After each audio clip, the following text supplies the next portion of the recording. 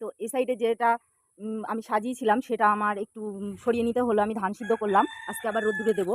তো এখানে দেখুন চাল ধোয়া পানি, মাছ ধোয়া পানি, মাছের আঁশটে নিয়ে চলে আসলাম। এই চাল ধোয়া পানি, সবজির খোসা পানিগুলো আমরা ফেলে না দিয়ে প্রত্যেক দিন গাছে একটু একটু করে দিয়ে দেবে। এতে প্রচুর পরিমাণে নাইট্রোজেন, ক্যালসিয়াম, ফসফরাস সব কিছুই আছে, আর অন্য কিছু তা অল্প অল্প করে দিয়ে দেবো। আর রোজের চাল ধোয়া পানিটা রোজেরই দেবেন, সবজি ধোয়া পানিটা রোজের রাখবেন না, রোজে দিয়ে দেবেন। তো দেখুন আমার গাছগুলো তো কত সুন্দর, এখানে ফুল গাছ। তো সপ্তাহে এখানে দেখুন এই যে হলুদ দিয়ে কলা রান্না হয়েছে, তো কাঁচকলা এখানে দেখুন, এতে ফাঙ্গিসাইডেরও কাজ করে যাবে। গত সপ্তাহে এই লেবু গাছে দিয়েছিলাম, আর এ সপ্তাহে আমি দিচ্ছি এই লেবু গাছটা। আর এটা দেবেন মাসে কিন্তু একবার, এরকম খুশে নেবেন, নেওয়ার পরে গাছের গোড়ায় দিয়ে দেবেন।